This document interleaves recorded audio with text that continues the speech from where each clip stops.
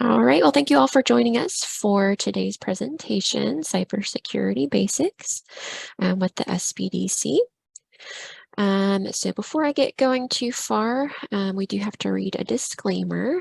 So I'll go ahead and start with that. So the information provided in this webinar and any supplementary materials provided to registrants are intended for educational and informational purposes only and does not constitute professional, financial, or legal advice. No registrant should act or fail to act on the basis of any material contained in this webinar without obtaining proper financial, legal, or other professional advice specific to their situation. The Northern California Small Business Development Center and its host, the HSU Sponsored Programs Foundation, specifically disclaims any liability, loss, or risk, personal or otherwise, which is incurred as a consequence directly or indirectly of the use and application of any of the information presented in this webinar. And I did want to mention that anytime during this webinar, if you have questions, go ahead and put it in the chat. If we have time at the end, we'll get to those, or if we have a good stopping spot, and then everyone will receive a copy of this slide as well as a copy of the recording as well. So just a little bit about the Shasta-Cascade Small Business Development Center. We are located in Northern California. We service Shasta, Trinity, and Siskiyou counties up here, but there are SBDCs that serve every county in the U.S. So if you're located in the U.S., there is an SBDC office near you. So we'll make sure you have the information on where to find your local SBDC if you're not located in our service area. So small business development centers provide confidential, no-cost advisory and low to no-cost training services like this one to date. Our network is hosted by Cal Poly Humboldt. So that's kind of how we're able to be here. Our primary funder is the SBA.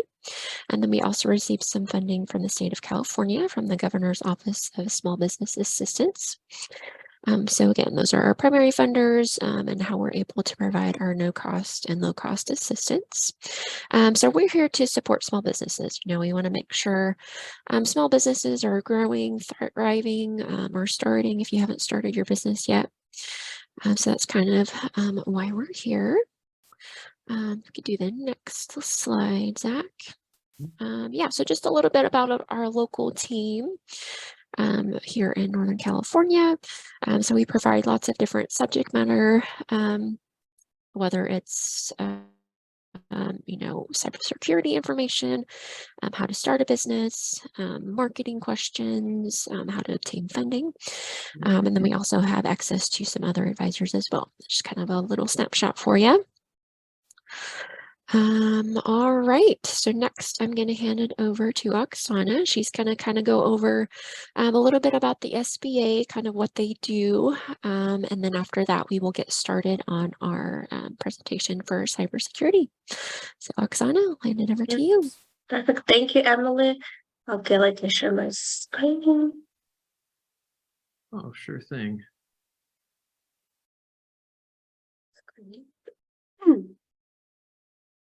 Okay, so good morning, everyone.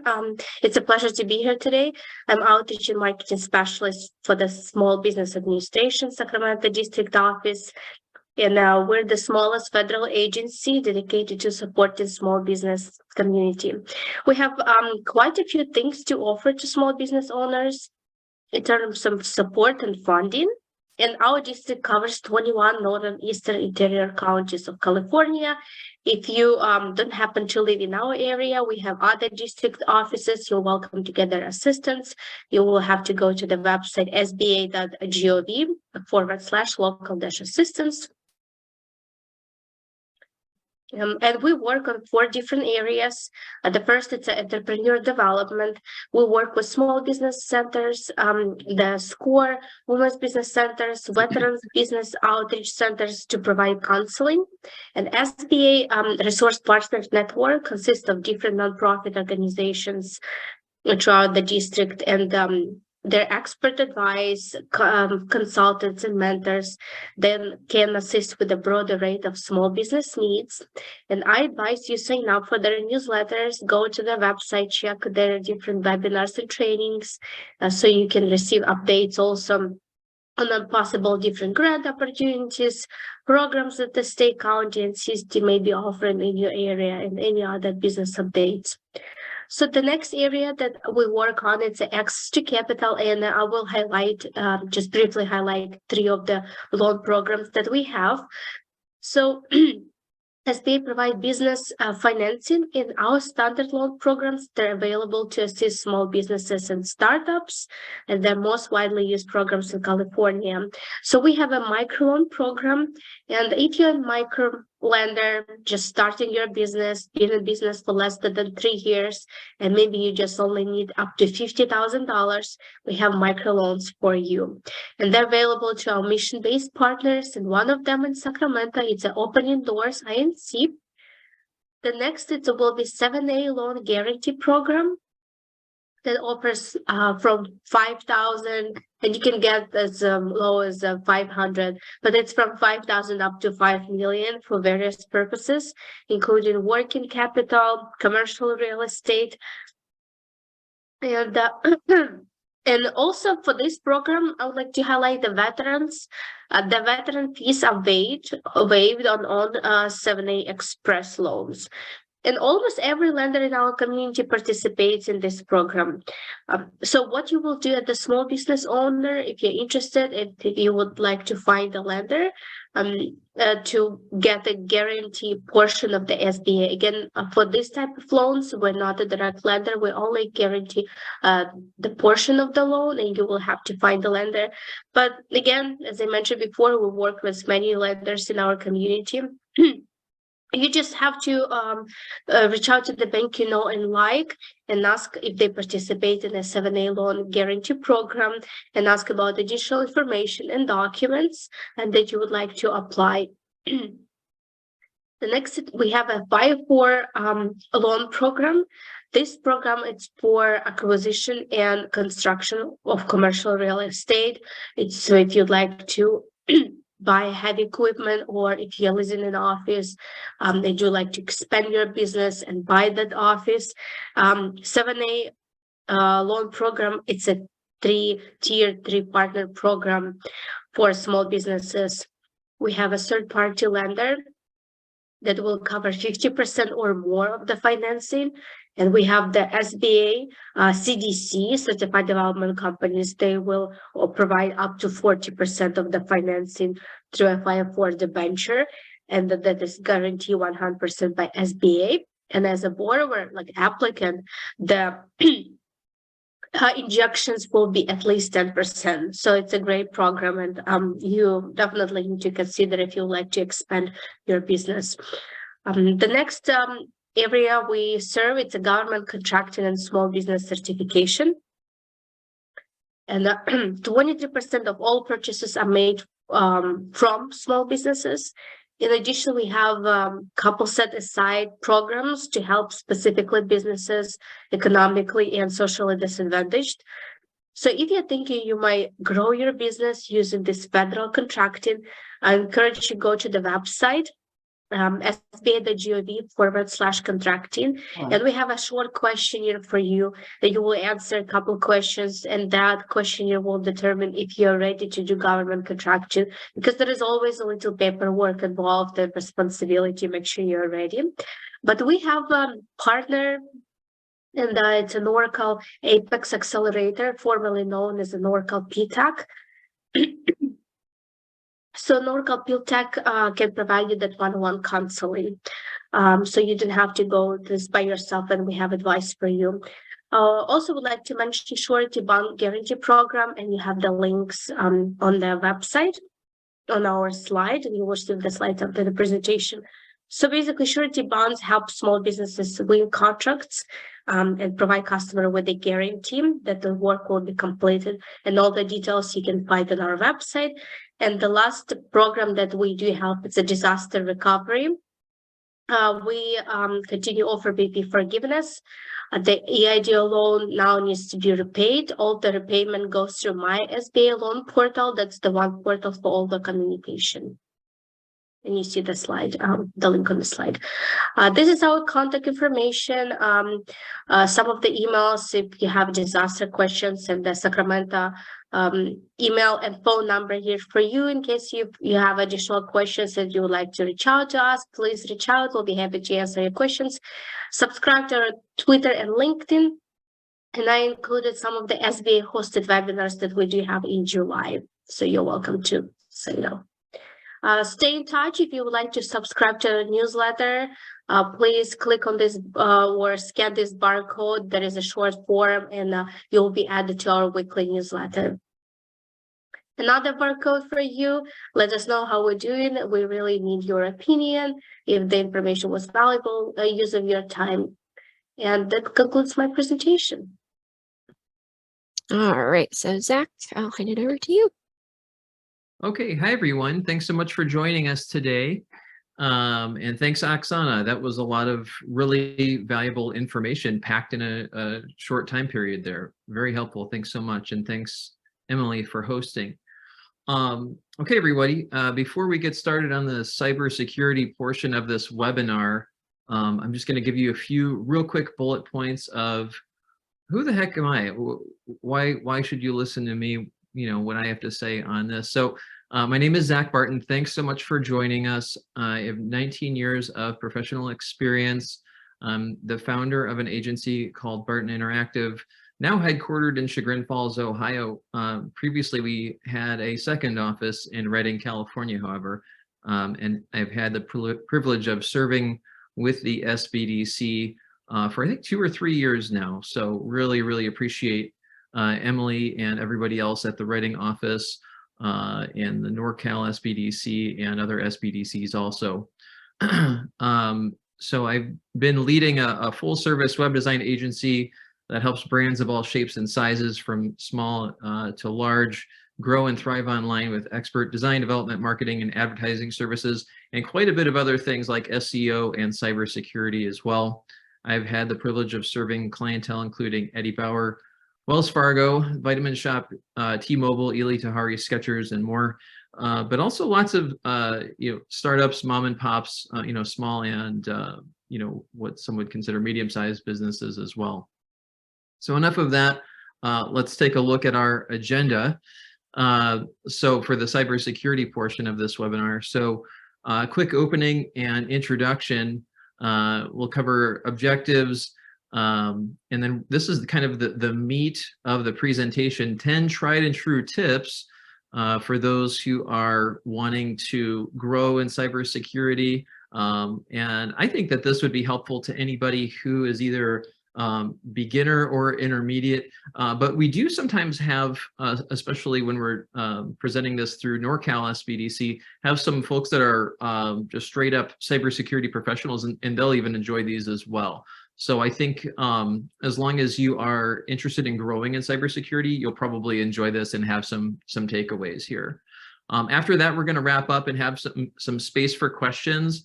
It looks like we have around 20 participants in the webinar right now. So if you do throw a question out there in the chat, here and there, I'll probably pause, take a breath and a drink, and ask if there are any questions. And Emily will probably help me field those. So we might be able to take those. And if there are any that we can't get to today, either because of time constraints or because it's so granular of a question that to properly answer it, we need to look a couple things up. That's okay too. And don't be afraid to let us know. We can always circle back and may be able to continue the conversation via email or after the webinar or something like that if needed. Okay. So what are our objectives here? We really want to walk away from this having a basic understanding of cybersecurity. Like I said, we're going to be digging into 10 actionable, practical steps to help you protect your business from cyber attacks. And we would say, like I said, no matter where you're at on your cybersecurity journey, I almost picture like a Candyland board or something. Whether you're at the beginning or the middle, we really think this will help provide a kind of helpful roadmap and maybe checklist for your business. And probably good to mention that we do have a couple files that will go along with this presentation. And so I'll leave it to Emily as to when to distribute those, whether during this presentation or afterward via email. But do check on those. I think that's really good supplemental information. And one of them happens to be a workbook that you'll be able to kind of fill out. It really goes along with this webinar. Okay, before we begin though, we'd love to hear from you. We don't want this to just be a one-way thing. We'd love to hear from you as well. We'd love for this to be interactive if we can. So what's your business? Feel free to throw it out there in the chat. Give yourself a quick plug and give us an idea of who is in this webinar. And we'd also love to know, if possible, what do you know about cybersecurity on a scale of 1 to 10? If 10 were, you know, an expert and that is your profession, and 1 is, I don't even know if I know what that word means, where would you fall on a scale of 1 to 10? I'm going to give you a minute to chime in there.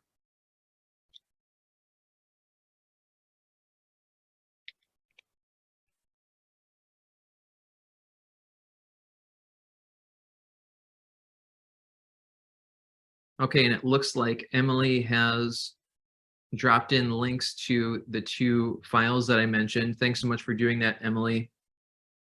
One happens to be a PDF version of what we'll be covering today, and the other one is a workbook, should you want to fill in the blanks kind of as we're going through, and we're going to actually kind of help you to create something of a plan should something ever go awry with you and your business in the area of cybersecurity. Mohammed, thanks so much for chiming in. 6, got it. Michael, thanks for chiming in. 7.5. Excellent. Well, thanks for chiming in, guys. Anybody else, if you want to, feel free to enter the chat, and if not, that's okay too. Damon, thanks so much for chiming in. Really appreciate it. Excellent. Okay, so let's begin. So what is cybersecurity? We're going to have a few definitions at the beginning and toward the beginning of this presentation for those folks that are closer to the one side of that spectrum. So first of all, what the heck is cybersecurity? Like, what does that even mean?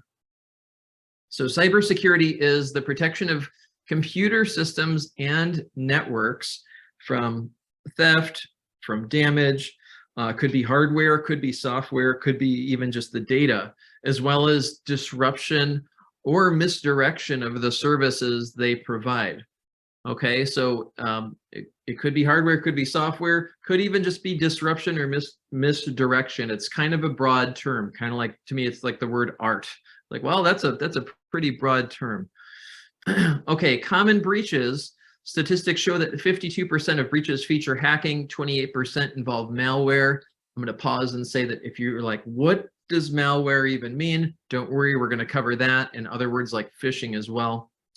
33% include phishing or social engineering.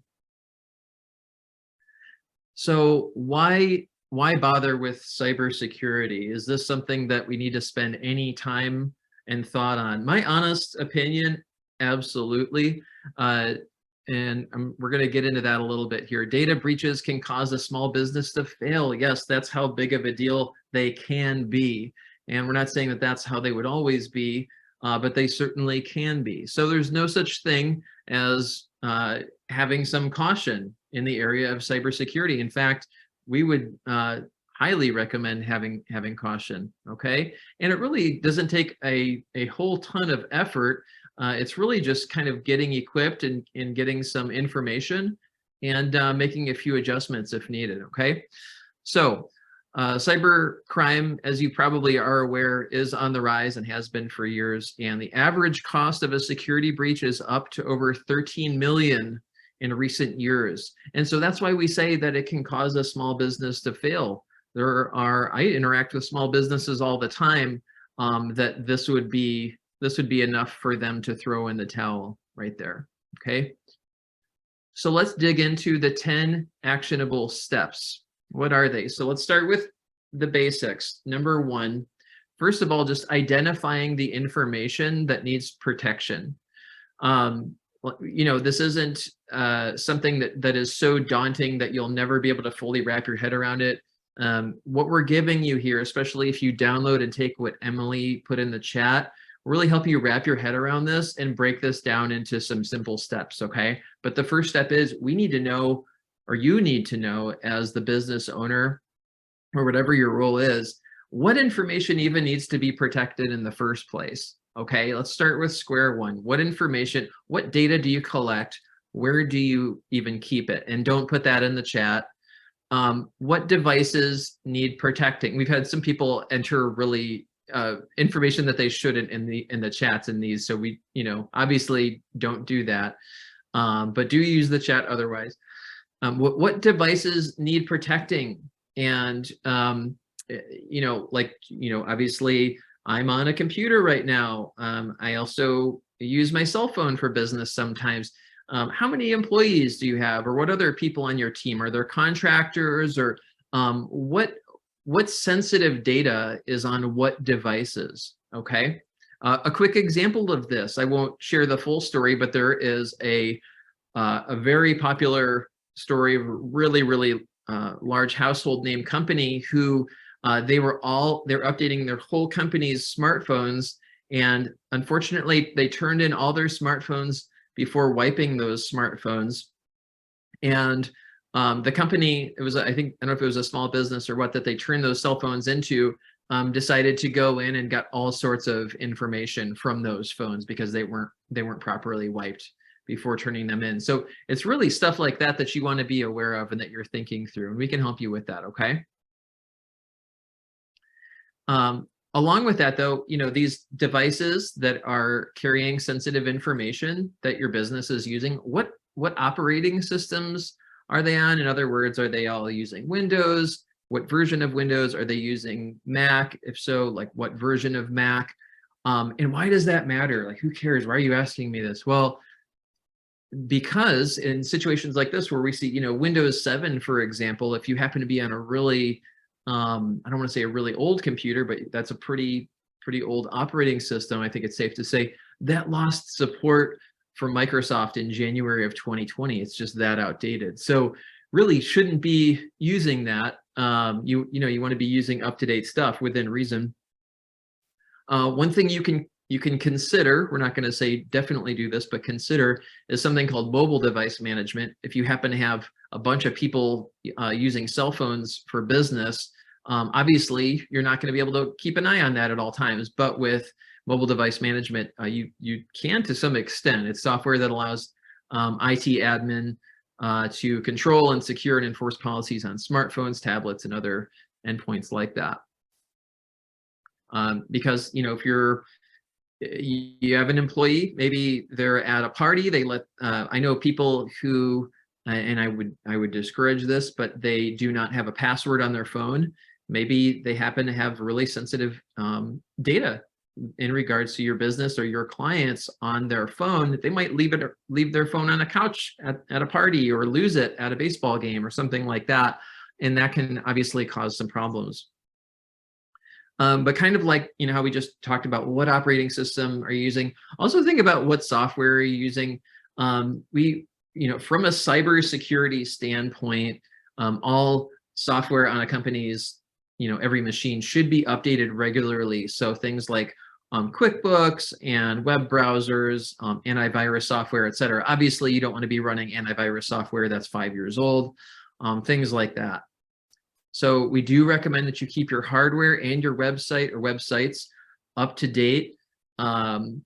Just a couple things on that really quick. So if you're using WordPress, because roughly 1/3 of the websites on the web do use WordPress, those if you're a WordPress user, you need to make sure you're updating your plugins and WordPress, and just make sure that there's routine updates and maintenance happening to avoid unnecessary vulnerabilities. And yes, I say that knowing that those can cause little wrinkles that do need to be worked through. So it's, I know it's easier said than done, but really, absolutely, without a doubt, that is a best practice to follow. Okay. app users, iOS users, Windows users, those all need to be updated. All of your apps and everything like that. You want to keep that up to date. And I used to be on staff at a pretty large place, and they had an IT department, and they did not love the idea of everybody updating to the latest version as soon as it came out, because that means that they would have to be doing more hand-holding, and there's a little bit more issues that come up with brand new updates. I understand that from an IT perspective, that can cause a few more headaches. I get it. I lived it. I understand. But from a cybersecurity standpoint, that's absolutely best case scenario, that all the devices, whether it's your laptops or other kinds of desktops or tablets or phones, really stay up to date as much as possible within reason. So, and here's a quick screenshot of an outdated WordPress site. This screenshot's actually outdated itself. This is from a couple years ago, but you can see that there are 10 updates that need to happen, 8 plugin updates. WordPress itself needs to be updated. Those kind of things you just want to make sure to stay on top of, because what those updates oftentimes are patching vulnerabilities. So if a hacker is out there, and they're looking for maybe a WordPress site that isn't quite up to date, they might know what the vulnerabilities are for a version that's not quite up to date, and so they're looking for websites that aren't quite up to date, that they can exploit those vulnerabilities. I hope that makes sense, but if that was confusing, feel free to throw it out in the chat and we'll circle back to that. So number 2, though, so if you're making a list, whether it's on paper or using that PDF that Emily shared in the chat, and thanks again, Emily. So knowing the devices that need to be protected, and also the software, it's now good to start to check your security on what you already have. So how secure are your passwords is just one bullet point under number 2. And why does that matter? Like, why do we even need to talk about that? So passwords that have an association with maybe yourself, maybe your name, or a maiden name or birthday. And I work with businesses all the time, and unfortunately, I see these kinds of passwords just a little too often. Or your favorite food. The reason why we need to cover this is those can be easy for attackers to guess, and of course that means that increases your vulnerability.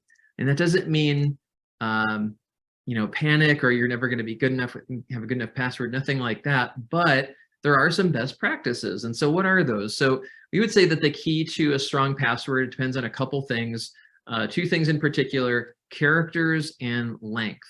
Okay, so if they only have letters, especially if they're all just lowercase letters, that can take a fraction of the time to crack compared to passwords of the same length with numbers and symbols, because there are programs that can be used to crack passwords. So it's just a lot easier for those programs. It takes a fraction of the time if you don't mix up the following, uppercase letters, lowercase letters, numbers, and symbols. Okay, so make sure your passwords are real strong. A couple other things on that: don't reuse passwords. Don't run around sharing them with people. We get a little bit of pushback on this one, but we do recommend that you change them every 180 days, if not sooner. And I know easier said than done. It's not like you have a magic wand in your pocket. That one takes some effort, but that is, that's a best case scenario, that you're changing them and not just leaving them. We do recommend a lockout that, in certain websites or applications or web apps will allow you to do this, where there's a lockout after a certain number of unsuccessful attempts. And I know that this also can be annoying. I hear from clients every once in a while. They have a hard time with this one. They might have a fat thumb or whatever you call it. And so it can be a little annoying, but hey, better safe than sorry, right? And we would say consider using a password management tool. We don't want to say definitely use a password management tool. And I would also say that not all password management tools are created equal, unfortunately. Some are better than others. And if you do some research, you will see that. And I'm sure some of you already know that. But consider using a password management tool. Let me go back here. So, if you search around and maybe even poll around even among our 20 participants here, you will see that some people are against password managers. But if you ask cybersecurity professionals, the majority of them are going to say, yes, they are not 100% problem free. Okay. Just like you can never really live in a neighborhood that is never ever going to have any issues. It's kind of like that, but they're generally safer than most alternatives. Because if you're not using a password manager or a very similar, very creative solution, and don't mention it in the chat. We've had people say, this is what I do, right in the chat. Probably don't do that. But if you're not using a password manager and you have more than a handful of passwords, you're probably violating things like, like we said, just like don't reuse your passwords across multiple sites. Obviously, don't write them down on a piece of paper and just leave it next to your desk. That's almost kind of like a running joke for years of like, that's the ultimate easy to hack kind of thing. You're leaving your passwords sitting right next to the computer. We don't recommend that. So a password manager would allow you to have one master password that's really, really hard to guess, hopefully, and then you open it up and it stores your passwords inside of it. Again, some are for this, some are against it, but most cybersecurity professionals are going to say this beats most other solutions for that, most other approaches. I personally do not use one. I used one years ago. I feel like I've created my own solution, which I will not share here. But I do something that's not too different from that. But I personally don't do that. But if you guys do it, I would say great job. That beats the heck out of most other solutions for that. So, and you'll probably have some questions around that, and that's okay. Feel free to throw them out there, and we'll circle back to them soon. But examples of this would be Bitwarden. We used to also include LastPass, but LastPass has had some issues. And so I personally cannot wholeheartedly say, also check out LastPass. We have no affiliation with Bitwarden. They don't know who we are. They don't know who I am. But if you were to ask our team, we would say this is the most reputable one that we have personally had experience with. Some of the folks on our team do use Bitwarden and love it. Okay. It is believed to have stronger security than most of its competitors, other password management tools. It might not be quite as popular as ones like LastPass, but it still has millions of users. It's open source, so every single if nerd like me, interested developer can audit the code and ensure it's following best practices and doesn't have vulnerabilities known in the industry, which adds to its strength. Okay, so there's a whole community of people making sure that this thing is top notch. Okay. Okay, enough with the password management stuff, but still on the security check, sometimes people say, hey, I want to know if I've been hacked. I don't know.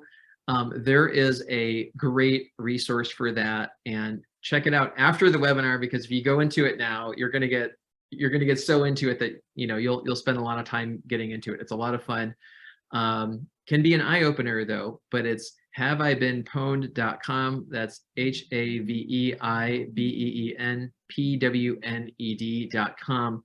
And if you wanted to, you can either enter your email or password. I wouldn't enter my password into it personally, but you can, to see if they've been exposed to data breaches. It looks like this, or at least it used to when I last got a screenshot of the website. But you could go there, enter your email address, and see if there are any data breaches that say, yes, your email address has been confirmed that it's been in this data breach. And that doesn't mean, panic, go have a fit. No, that means, okay, breathe, just go and change your password. And if that was a shared password with anything else, I would change those passwords. That's the recommendation there. Okay. So that's the last bullet point we had on this step 2 security check. I'm going to pause. Emily, do we have any questions yet? It doesn't look like we have any right now. Great. Okay. Thank you guys for chiming in. Got a couple of Michaels here. One of them mentioned Microsoft Authenticator is a great manager as well. Michael, thanks so much for mentioning that. I would assume that that is a top-notch solution as well, but I haven't done homework on that personally. Okay, here we go. Step 3, control access of data. And this is one that I think a lot of business owners overlook. It's just restricting data to only those who need access. I think it's always a great reminder. Just, if you have, let's say, a website, for example, and you have a bunch of user accounts or maybe a web application, there might be people who have access to your website or web apps, things like project management software, things like that. Not everybody needs access, right? So if they don't need access anymore, it's just a great idea to, only be mapping the data you're collecting with people who actually need access. Like someone's no longer on the team, well, they shouldn't have access anymore, right? No offense to them. We love them. We wish them well, but they don't need to have access anymore, right? So we do recommend that you clean up or remove user accounts for your website, other online accounts, like I said, project management software, things like that. Another great thing you can do is inactive device locking. So if you have a bunch of people on the team or got a bunch of computers in the office or even 1 or 2, if a system isn't in use, we do recommend that you always have it locked. Again, these are a lot of little steps that you can take, but really with great results. Okay, these are really simple, easy things you can do.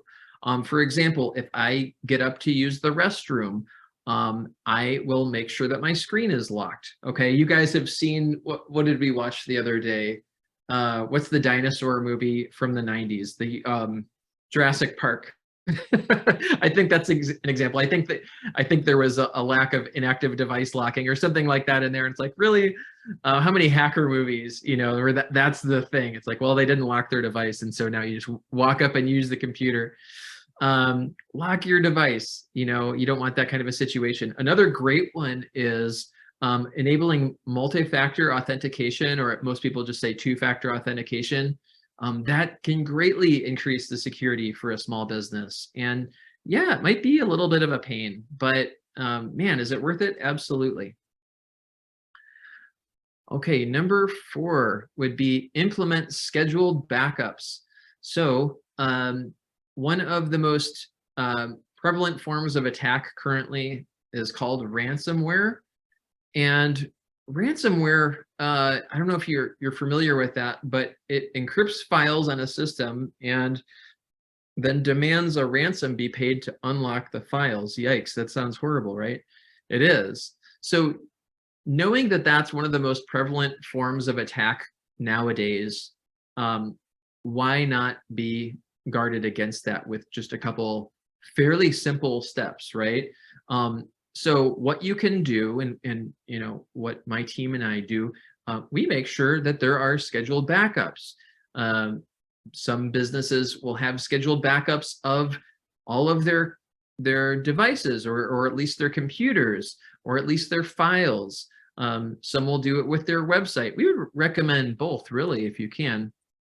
And by the way, I almost think we should move this slide, a couple steps back. We were talking about Apple and Microsoft. I think there could be people here who think, well, I have Apple.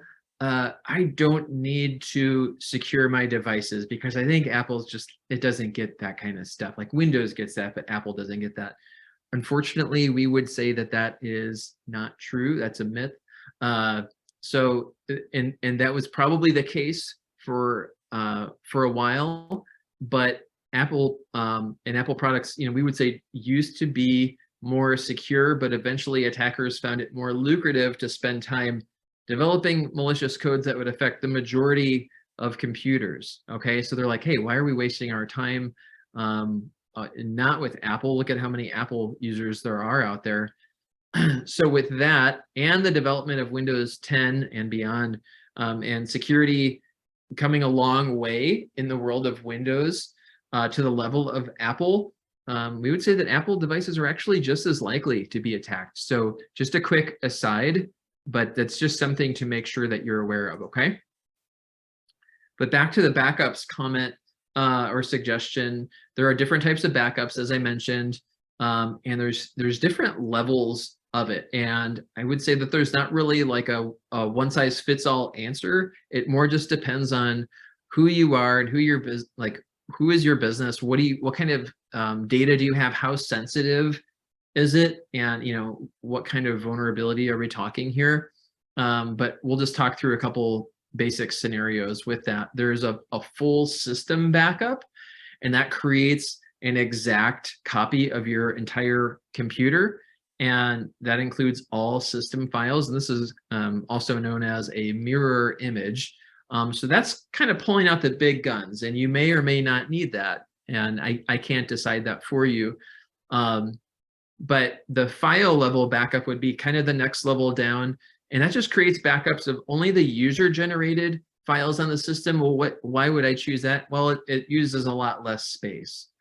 And if you don't need that first one, this one may be even better in that way. Incremental backup would be kind of like the first one, but it scans the system for changes in files, and since the last full backup, and it updates the files that have changed. And then of course there are website backups, and site owners can do this with tools like Updraft Plus. And that's for WordPress users there. But so do use backups, absolutely, because if someone ever did try to mess with you with ransomware, you could do what I do. Not that I ever had that, hopefully never will. But I would just laugh if someone said that. I'd say, sorry, but I actually have everything backed up. You're not getting a penny from me. So, okay. Moving on to step 5. Let's see here. And Tony, I see a question come in from you. We're going to try to circle back to that in a little bit.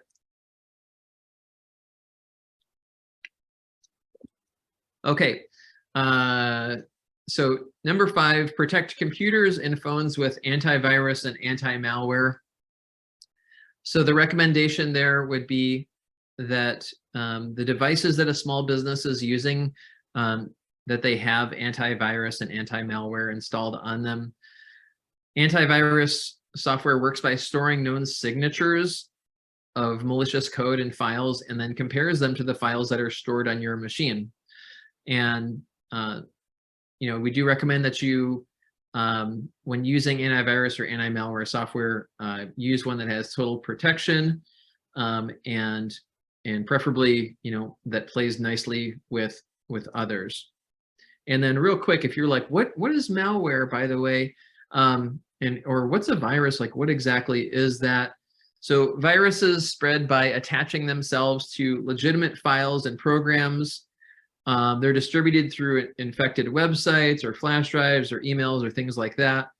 A victim activates a virus by opening the infected application or file, and then once activated, a virus will do things like delete or encrypt files. It'll modify applications, disable system functions. Have you guys had viruses?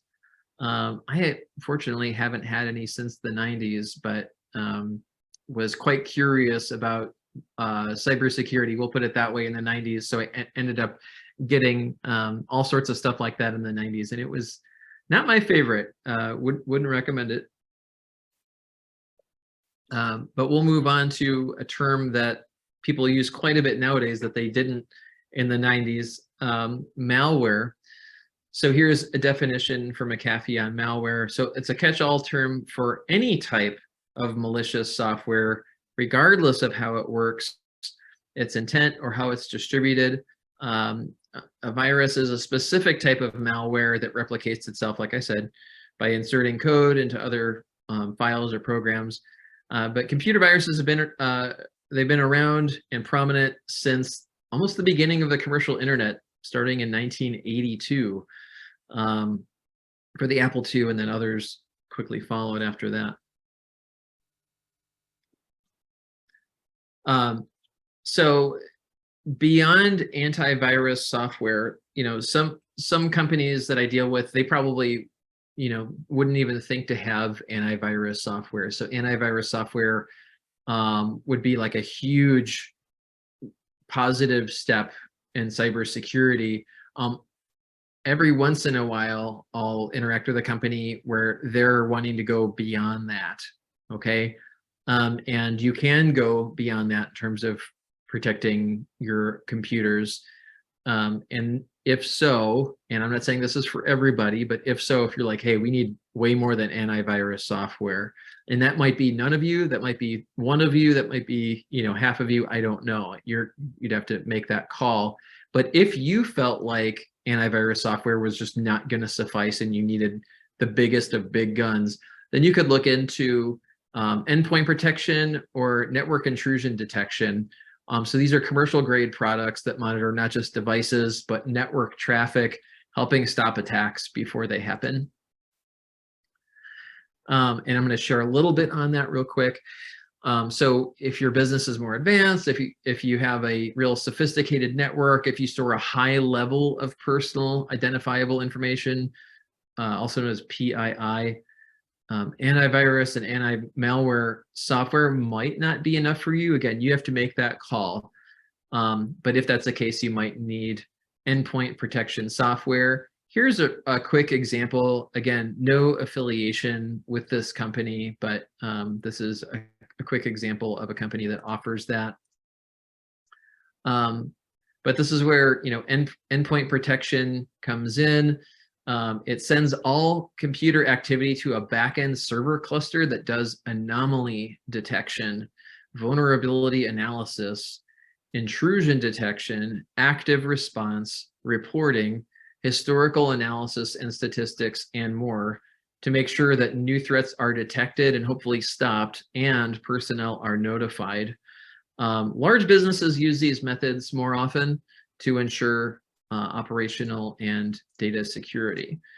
So similar to antivirus, this scans looking for unknown threats, and it hopes to stop things before it's even present. And it's just one of the that scanning is just one of the many actions that it does, but it does penetration testing. It's looking for weak spots in your network. In comparison to firewalls, because some people will say, well, wait a minute, we have a firewall. Is that good enough? Or how does that compare? That's a common question that we'll get. So firewalls, we would say, offers sort of a dumb protection, and some might have active response features, but they're generally known to just block out and allow whatever the user configures them to block out or allow. So it doesn't necessarily look for threats or notify personnel about anomalies. So we would say that reporting, that's an essential feature for network security analysis, and helps determine whether network usage has changed, which obviously could indicate compromise potentially. That was a mouthful. I know. Let's take a step back. The next one here is just educating your staff. Hey, is the staff, do they have any education in cybersecurity? I'm not talking about having a certificate or a degree, but do they have at least a basic, common understanding of cybersecurity? If you have employees, or I would say, or contractors or anything like that, volunteers, really, best case scenario would be that they're trained regularly on cybersecurity best practices. We would say train them upon hire, or maybe annually, or at least on an as needed basis. Do things like enforce multi-factor authentication, string passwords, encryption, strong common sense when checking email. That kind of thing can go a lot further than you'd expect. Really quick example of that. I feel like roughly half of my relatives work for Progressive Insurance, and they're just so stinking good at educating their staff in terms of cybersecurity. And so they'll do fun like quizzes and tests, and they really will show, look at the email address, who it's coming from, and looking for other red flags. And so they'll even send out emails and say, okay, is this a real email, or is this a fake email? And just to quiz the employees and make sure they're on their toes and everything. And they'll have to read through and look for clues. And I just love how good of a job they do with that. And I'm not saying you have to go that far, but why not? If it doesn't take you too long, at least to spend a little bit of time covering the basics with your staff, we absolutely would encourage that. And not to the extent that all of a sudden we're reducing productivity or skyrocketing operational costs. We actually think that if you can manage to include some cybersecurity training, it would actually do the opposite. It would actually potentially save your business a lot of money by avoiding should something go awry in the area of cybersecurity, right? So some examples of cyber threats. And some of these terms you may have used yourself or might be familiar, and some of them maybe not so much. But phishing, that's knowing that the human element is the weakest link to any security policy. One wrong click from an employee can have disastrous results for a small business. You really got to watch those emails that come in. I had one the other day, and it looked like it was coming from someone on our team. And it was actually not from the person on our team. So you really got to watch those emails and really be very careful, a strong attention to detail, right? Whaling, more advanced than spear phishing, is designed to gain access to higher profile targets. Emails like this. Now, this one's pretty obvious. I think I need to update this. I need to update this screenshot. I should include the one from the other day where it looked like someone from our team, except the email address was wrong. But they even changed the from name, and it wasn't using all sorts of colors and fonts that make, to me, this is major red flags here. But it was asking about changing the bank account that their paychecks go to. And so I thought that's pretty funny.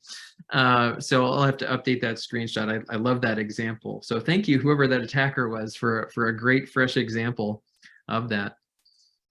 Okay, more examples of cyber threats. Email phishing. You've probably gotten these. Most common attack method tries to get the recipient to click on a link or an email attachment. Don't do that, please. Please don't do that. Phishing, that's a word I never use, or this one. Voice phishing, it's a phone call you receive from the IRS or Microsoft support. I've seen so many videos on YouTube about this. Claiming that you need to pay them right away, of course. And then smishing, the word is kind of funny and I never use it, but that would be SMS phishing. Anyways, it's text message phishing, which I get those too, which tries to get the receiver to click on a link in the text message. Do not do that, please. Spear phishing takes regular email phishing one step further and typically contains personal information about an individual. So if you wanted to, you could test yourself. Google has a fun mini website for this. Hopefully you don't do it now, and hopefully we don't lose you, but maybe do it after. It's phishing quiz with a PH .withgoogle.com, and it looks, and this at least used to be the initial screen when you get there, and they will test you to see how do you do with some it's kind of like a pop quiz, like, do you really know your stuff? Do you think you can spot it if attackers trying to email you or get a hold of you and they're not really who they say they are, right? So this is a lot of fun. We do recommend that. Could be a good one to pass to your staff as well. Okay, know who to reach out to for help. So if something did go wrong, who can you actually reach out to? So far we've given you a lot of steps that you can take. I would say they're pretty easy steps, and maybe that's just because I've been around this for a while, but I don't think any of that stuff was too complicated. And so this is like if something actually happens, okay, and this is part of your plan. If you're filling out your workbook that you got in the chat, this is part of it. You know, who can you reach out to should something go wrong? So let's say there's some kind of data breach. You know, do you have any kind of incident response team ahead of time, or at least someone in mind? So in most cases, we would say that the small business owner wears a lot of hats, and you know, and that's normal, that's typical. But if you are not, you know, Mr. or Mrs. or whatever cybersecurity, and that's not in your area of expertise, that might not be a hat that you want to wear, right? Wouldn't you want a pro to wear that? We're not selling anything, of course, by the way. And we're not saying that you even need anybody on retainer. We're just saying have something in your plan of who you would call. It might be your cousin or a sibling or a friend, or maybe it is someone that you pay to help. Whatever it is, we would recommend that you have someone in mind that you can reach out to should something go wrong. Okay, it's as simple as that. All right, number 8, know how to respond. So the last one was know who to reach out to if under attack, and number 8 is know how to respond if under attack. Okay. So, and hopefully this doesn't ever happen to you, but if it does, it'd be good to have something like this in mind. What do? You know, if you have a plan together, if things go wrong, can you look to your plan and see, oh, what was I supposed to do again? Oh my gosh. So containing the event. So if you have a machine that is infected or gets infected, we don't recommend shutting it off, and that's something that you might not have thought of. But we do recommend unplugging it from the network and waiting for the experts. Okay, what am I talking about with that? Digital forensics. So just like forensics on a crime scene, well, this is a crime scene also, believe it or not. And there are people that can help investigate, especially if you haven't yet shut off your machine. But do you still want to be online? No. If you can get offline, that would be best, but don't shut it off. Okay, because that way, folks that are very specialized, that have a lot of expertise, they can, and probably not someone that you have in-house, but there are people that do this. They could potentially take a look if you wanted them to, and they might be able to figure out where that attack came from. Okay. And again, hopefully this never happens, but you know, if you were to have a cybersecurity attack, like, so beyond that, like what else? Like what else do you need to do? Obviously response and recovery, you know, you need to consider the viability of your company and protecting your customers.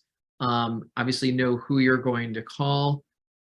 Make sure that, you know, your actions are going to help your company prevent harm to its reputation as much as you can, and also prevent things like this happening in the future.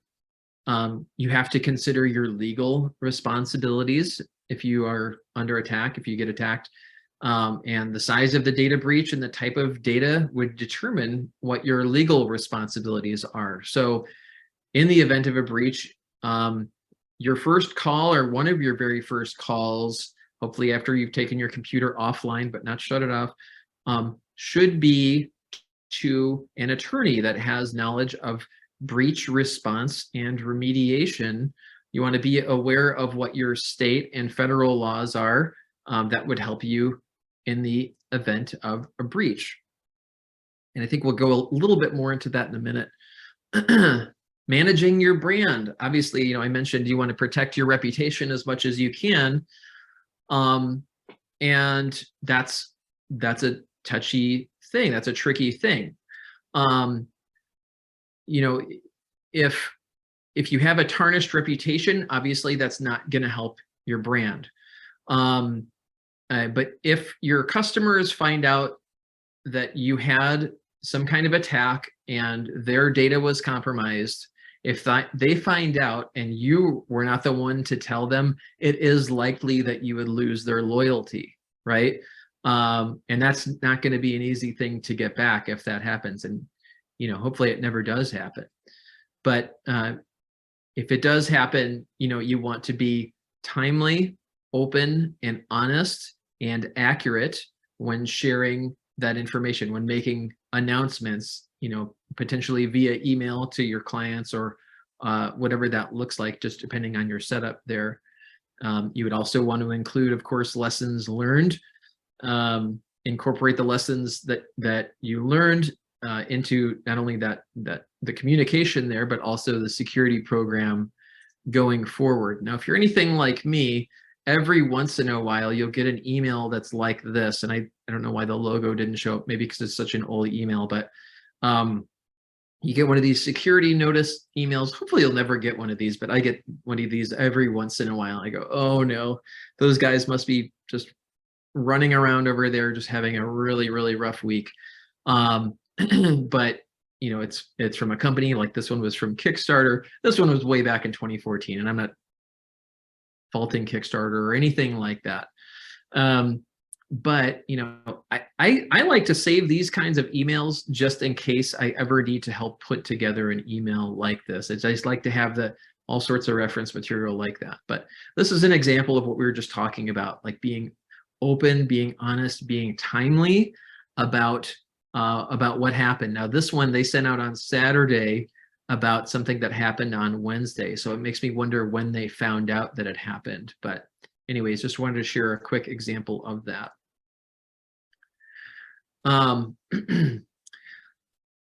We already talked a little bit about ransomware, so I'll skip that bullet point. But yeah, it's good to share that with employees just so they know. On that, by the way, the SBDC, so we have a cybersecurity branch, and something that we've noticed with ransomware is even if the ransom is paid, that the majority of the time the attacker still doesn't even end up forking over the data that was compromised. So even if that did ever happen to you, the stance of the SBDC cybersecurity branch would be do not pay that ransom, even if you didn't have backups of that, because you probably will not be getting your files back, unfortunately. That's just what we've seen, and you do what you feel is right for your business, but that is something that we've noticed. State and local resources. Do consider identifying local resources that could be of assistance. You can consider contacting the FBI. They have a field office who can help with breaches. More on that in a moment. California, assuming that I think many of you, if not all of you, are California businesses, California has an e-crime unit that handles data breaches in excess of 500 people. But by law, a breach of any size requires that the business reports it to the exposed. That may be a scary thing to read, but that is, obviously you want to follow the letter of the law there, and that is what the law says. So you do need to report that to the exposed if there's an issue there. And so these are a couple of screenshots of what we just talked about, California's e-crime unit. So you can either take a screenshot or just jot down. Honestly, you could probably just Google California space e-crime space unit to get to this. And this, if you're going to have a bookmarks folder called cybersecurity or something like that, this would probably be one to go in there. And then another one for that would be, like I said, the FBI. And I took this screenshot, must have been in October, which happened to be Cybersecurity Awareness Month. But so that's not always up there. But so fbi.gov/investigate/cyber, if you want to include that in your bookmarks folder as well. Okay, on to number 9, 9 out of 10. Thanks guys for sticking around. Create a plan. So I know I already kind of mentioned this, but it's great for you to have a plan if you can. And we again included that in the chat. There was a workbook there. Emily is saying that everybody will have a copy of the presentation. Thank you, Emily, and thanks for chiming in, Betty Ann. And Tony will circle back to you, but yeah, in the chat, you know, Emily did share there's a PDF that kind of encapsulates this teaching, and it's kind of like a take-home PDF for you without all the slides and everything, but more in a condensed 2 or 3 pager kind of a PDF. If that's helpful to you, we recommend that. But the other PDF is it's where you would enter things in. It's creating a plan. It gives you spaces to enter your answers and things like that. So we do recommend that you have that in hand and have a good policy in place. And so that looks like this. So this allows you to create something of a cybersecurity policy for your business, okay? And just a couple, here's a spread from inside. And you can see that it has blanks for you to fill out. And this is for you. This doesn't do anything for us. It's not about us. This is about you and your business. If you want to have something in hand, obviously you would want to store this in a secure place. But this is something that you could look back to, because if you're like me, if something, you know, really rough happens all of a sudden, the last thing I'm thinking is, you know, I'm not thinking straight. I'm not thinking about what was my plan. You know, my mind's going from here to there. So if you happen to have something, oh yeah, I do have a plan for this, that's where this workbook can really, really be helpful. So check it out. It's our Data Assured workbook.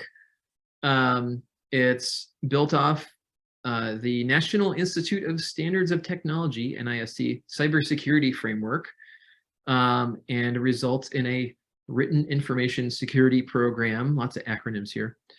It of course offers small business guidance. It's simple enough to be approachable, but should be almost everything that you need within reach if there is there's an issue. And of course, it's fully customized. So it's not just designed to educate you, but also have a working plan, as I already mentioned. Okay, last one. Number 10, consider. You can see that I underline the word consider. We're not saying, hey, you have to go get this, but consider obtaining cyber insurance. So cyber insurance generally covers a business's liability for a data breach involving sensitive customer information.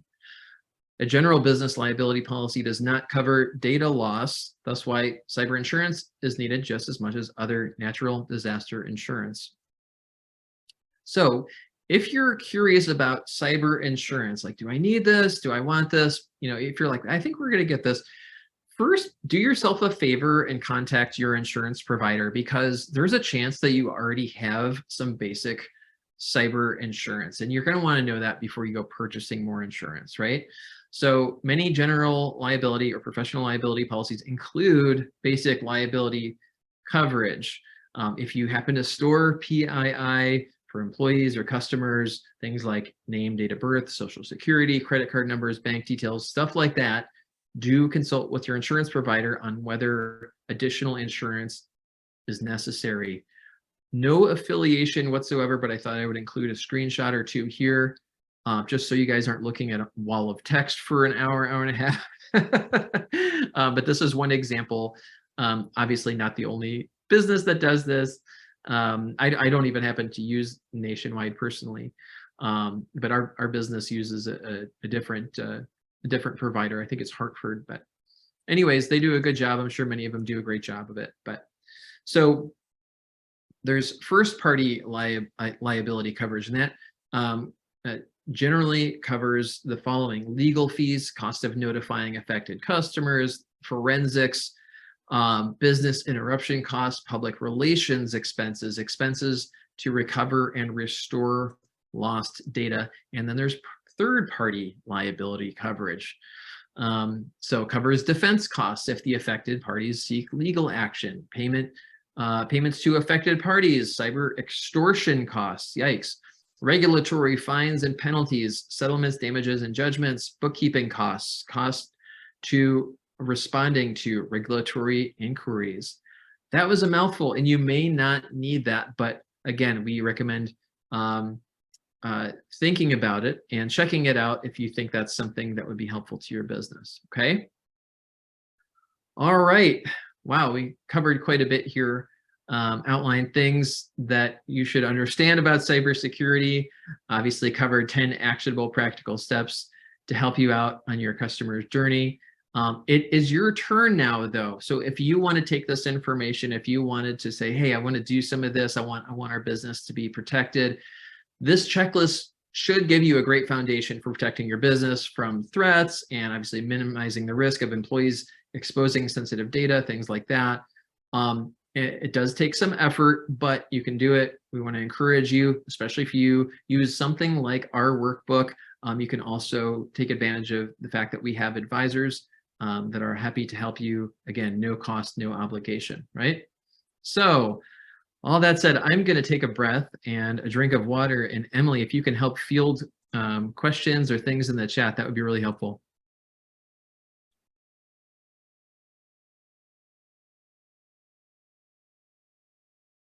All right, so it looks like we just have that one question for now. But yeah, if you guys have any other questions for Zach, go ahead and put them in the chat. Excellent. Let's see. So I'm going to scroll up and try to find that question.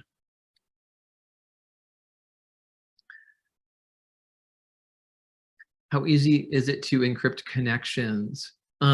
So Tony, really, depends on your setup. Thanks so much for reaching out. I would like to hear more about your setup, and because that's a little bit of a broad question, and if you can give me a little bit more specifics.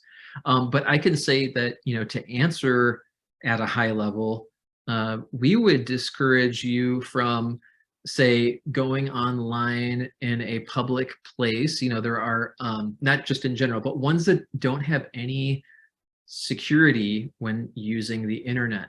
So we'd say any kind of connections that you have to the internet should be password protected. So let's say you go to a coffee shop and you're like, hey, I love it here. This is a great place to work.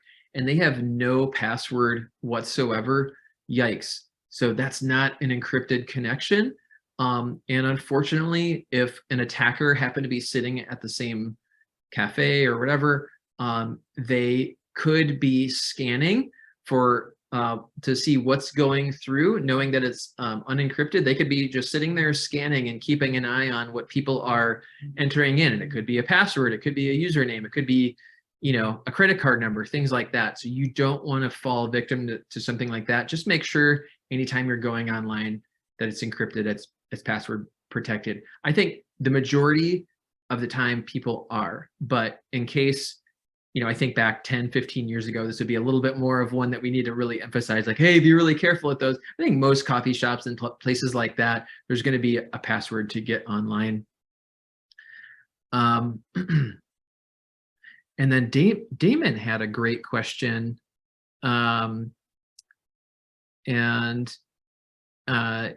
And then Abdullah, yeah, perhaps I would say throw out your question, Abdullah, and there's a chance that we'll be able to get to it. Just kind of depends on what it is. But Damon, you're asking if there are any good programs on getting certified in cybersecurity. Ooh, if you don't mind, I might need to get back to you offline with what we would suggest on that. Would that be okay? If so, reach out to Emily and okay, great. Yep. So thank you, Damon. So reach out to Emily. The only request that we would have is that you are an SBDC, that you're signed up with the SBDC. Okay.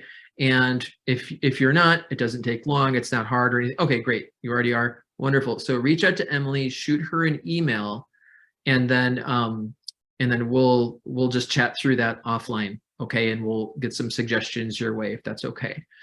And then Abdullah, if you had, it sounds like you had additional questions, and thanks Emily for dropping in your email for Damon or anybody else that had questions that need to be offline. or outside of this webinar, I should say, feel free to shoot them over to Emily via email. But Abdullah, if you had any other questions, now is a great time. And then Emily has just mentioned, and please do this, guys. Let us know how we did. We need to hear back from you. We need to know that we're doing okay. We would love to hear your comments on this. We just want to make sure that what we're doing is helpful. That's all. So if you can, click that link that Emily mentioned there and fill out that survey. It's short, it's confidential, and it just makes sure that we keep the quality bar as high as we can. So,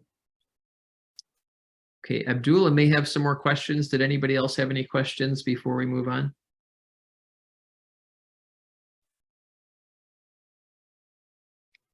And if not, then, or if you're in the process of typing them out, I would say, okay, and then Damon's asking about IT services. So Damon, that can be a little bit of a, we can definitely help talk you through recommendations if you are looking for a local IT company to service your business. We wouldn't offer those services, but we can encourage you with certain things that we would recommend when looking at and considering different IT companies in your area, because it's odds are that you're going to want an IT service that's local to you, and we can kind of talk you through that a little bit if you want. Feel free to include that in your email to Emily. Okay, and then Abdullah, yep, you got it. Abdullah is asking, do I need to know networking before learning cybersecurity? I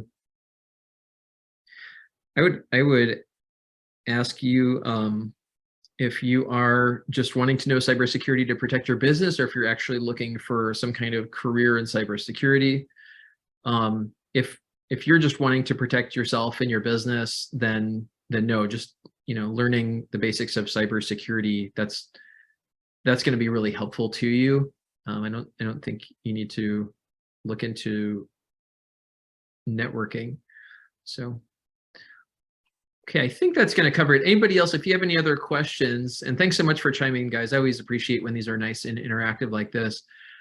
Feel free to email those over to Emily, and we'll get connected that way. Okay. All right, Emily, I'm going to hand the talking stick back to you if that's okay. Okay, perfect.